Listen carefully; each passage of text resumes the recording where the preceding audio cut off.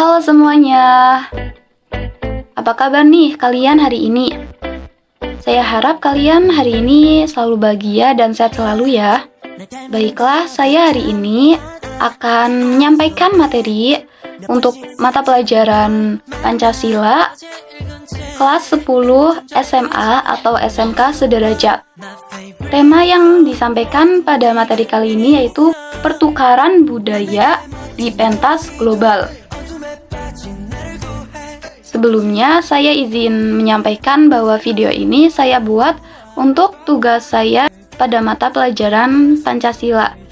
Jadi, apabila kalian menemukan kesalahan penulisan ataupun saya salah menyantumkan sumbernya atau sumbernya kurang tepat, mohon tuliskan di kolom komentar ya. Terima kasih.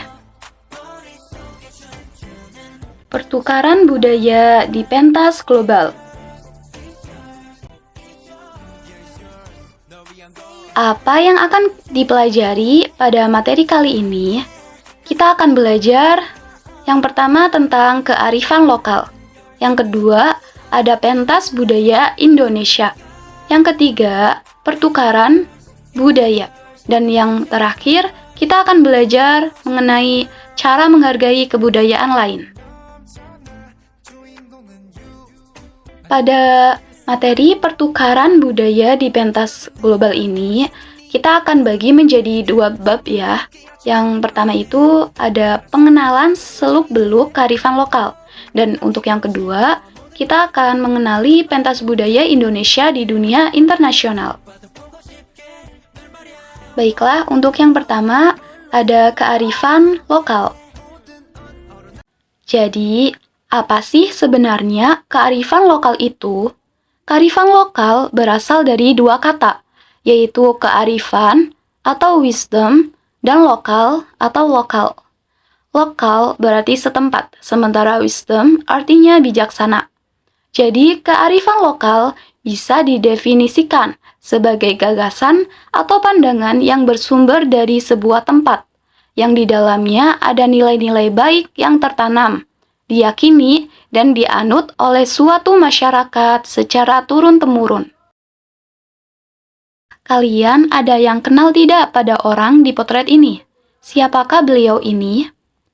Istilah kearifan lokal sebagai terjemahan dari local genius dan diperkenalkan pertama kali oleh Coleridge Walsh pada tahun 1948 sampai 1949 dengan arti kemampuan kebudayaan setempat dalam menghadapi pengaruh kebudayaan asing pada waktu kedua kebudayaan itu berhubungan. Ucap Rosidi tahun 2019 tanggal 29. Sumber Google. Kearifan lokal juga mempunyai bentuk-bentuk loh. Bentuk-bentuknya itu ada dua. Yang pertama berwujud nyata atau tangible. Pada tangible ini dibagi lagi nih menjadi dua. Yang ke satu ada tekstual. Tekstual ini bentuknya seperti sistem nilai, tata cara, ketentuan khusus yang dituangkan ke dalam bentuk catatan tertulis, seperti primbon, kalender, dan prasi. Yang kedua ada arsitektur. Bentuknya itu seperti keris, batik, dan sebagainya. Bentuk yang kedua tidak berwujud atau intangible. Misalnya, petuah yang disampaikan secara verbal dan turun-temurun, biasanya berupa nyanyian atau kidung yang di dalamnya ada nilai ajaran tradisional. Ciri-ciri kearifan lokal. Yang pertama ada mempunyai kemampuan untuk mengendalikan. Kedua, merupakan benteng untuk bertahan dari budaya luar. Jadi, semisal ada budaya luar atau dari negara lain yang mencoba untuk masuk ke negara atau wilayah kita, jadi kearifan lokal ini berfungsi sebagai bentengnya agar kebudayaan kita tetap terjaga. Yang ketiga, mempunyai kemampuan mengakomodasi budaya luar. Yang keempat, mempunyai kemampuan memberi arah perkembangan budaya. Dan yang terakhir ada kemampuan menyatukan budaya luar dan budaya asli. Dilanjut, pada bab pentas budaya Indonesia di dunia internasional. Nah, Indonesia juga mempunyai beberapa peran loh. Yang pertama itu ada pada tahun 2015. Indonesia menjadi tamu kehormatan atau Guest of Honor di Frankfurt Book Fair, Jerman. Dan pada tahun 2017 juga terpilih sebagai Guest Country di Europalia Festival yang meliputi beberapa negara di Eropa. Dilanjut pada tahun 2018, Indonesia juga kembali diminta menjadi tamu kehormatan dalam festival Jannat Riyah di Riyadh, Arab Saudi. Dan terakhir pada tahun 2019, Indonesia menjadi Market Focus Country dalam The London Book Fair 2019. Pernah suatu ketika Indonesia melakukan pagelaran kebudayaan di tahun 2018.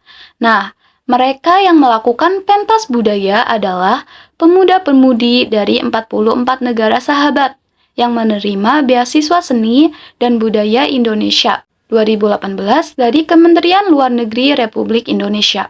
Persiapannya tidak lama, namun pertunjukan 44 peserta ini luar biasa. Dalam waktu kurang lebih dari 2 jam, peserta menampilkan seni dan budaya dari Sumatera Barat, Banyuwangi, Bali, Kutai Kertanegara, Makassar, Yogyakarta, dan daerah lainnya. Hebat sekali, bukan? Mereka, orang-orang luar, dapat mencintai budaya Indonesia. Kenapa kita tidak? Ujar Retno Marsudi, Menteri Luar Negeri saat itu. Kemudian untuk yang terakhir, pertukaran budaya di tingkat global. Pertukaran kebudayaan adalah hal yang sangat mungkin terjadi, karena siapapun yang datang dari suatu negara sudah pasti tidak akan bisa terlepas dari budaya tempatnya lahir dan dibesarkan. Harus ada pertukaran budaya dengan orang lain, walaupun nantinya pasti akan ada konflik, tapi dengan adanya kesadaran bahwa setiap orang harus bisa memahami budaya orang lain yang berbeda dengan dirinya. Manusia juga makhluk sosial, kan? Jadi, kita ke depannya harus bagaimana? Tidak ada salahnya sih mempelajari budaya orang lain, karena hal ini merupakan salah satu cara untuk mewujudkan pemahaman dalam proses komunikasi antara orang-orang yang berbeda budaya. Selagi kebudayaan itu tidak menyimpang dari keyakinan ataupun budaya asli kalian, lantas tidak juga membuat kita malas mempelajari budaya sendiri. Cintakan sama budaya tempat kita lahir. Di situ banyak hal-hal yang membantu kita bisa berkembang seperti sekarang ini. Tetap lestarikan budaya bangsa dan lakukan pertukaran budaya di tingkat global. Oh iya, jangan lupa lakukan penyaringan informasi terlebih dahulu terhadap budaya yang masuk ya. Oke semuanya, thank you for listening. Jangan sungkan untuk menanyakan sesuatu ya. Apabila ada pertanyaan, tolong tulis di kolom komentar. Saya juga meminta maaf apabila penjelasan dari saya kurang bisa dimengerti ataupun ada perkataan saya yang kurang berkenan di hati kalian. Saya meminta maaf sebesar-besarnya. Bye-bye.